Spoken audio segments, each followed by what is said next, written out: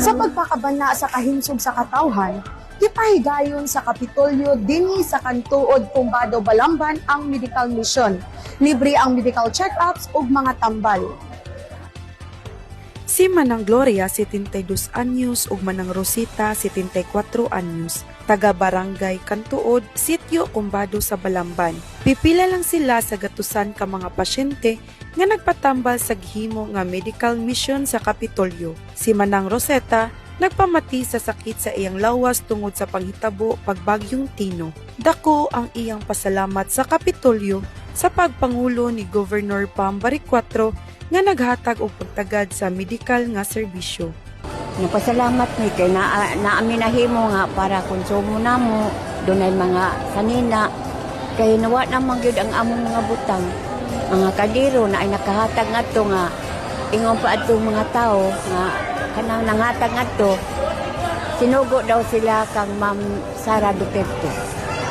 Ko pasalamat ta kay maagop sila kasing-kasing nga nitabang sa nagkalisod-lisod. Dili man gyud sayon. Mong pasalamatan na mugdako o nga to sa atong mayor na doon na sa siya gikatabang sa kalisod sa katawhan ng kinahanglan sa ilang tabang maagop sila kasing-kasing. Salamat kaayo o nga to sa atong Diyos. Ako nagpasalamat og dako sa among kahimtang nga naitaong nakatabang. Ang among kalisod naagitaw tawing tabang itagaan mig ayuda, tagaan mig mga sanina, kaldero. O karon mo among gigamit mo na nga. Ako dako kay ko pasalamat nga kadto sa mga katawhan nga hintabang namo sa among kalisod.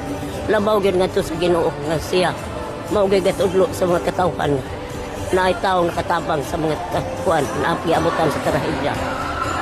Muna nga ang ako karon naguol tungod sa among kahimtang. Wa na mi kapulian. Sa Barangay Gym sa Kantuod, Balamban, nagtinabangay ang mga volunteers uban sa suporta sa Department of Health ug Rural Health Unit sa Balamban. Gipahigayon ang libre nga konsulta sa mga adunay gipamati sa panglawas, libre ang tambal ug vitamins. Adunay libre nga injection sa anti-tetanus. Lakip nga nipadayag sa ilang tabang ang Cebu Future Leader Society. Diri sa Pumbado Gym, usa ko sa volunteer from Cebu Future Leader Society o sa tuwang Empowered Youth o Balamban. Yan, niyami diri karon kay para muhatag og serbisyo sa katawhan. Of course, sila binas sa ang mga sa Cebu Province nga naadi karon sa maghatag sila serbisyo of course nga. Daghan kay salamat sa tuubang nga mga volunteers nga naadi karon hilabi na sa ato mga naghatag og tabang. Si Governor Pam Bariccuatro nagpadayon sa iyang kampanya sa pagpaduol sa serbisyo sa Kapitolyo ngadto sa katawhan. Ang medical mission nga ipahigayon sa kabarangayan ug kalungsuran usa ka pamaagi aron dili na mahasol ang katawhan nga mobiyahe paingon sa syudad. Gusto ni Governor Pam Bariccuatro nga maatiman ang kabaskog sa tanan. Kini ang storyang may labot ang Sugbo. Ako si Liani Almonia, Sugbo News.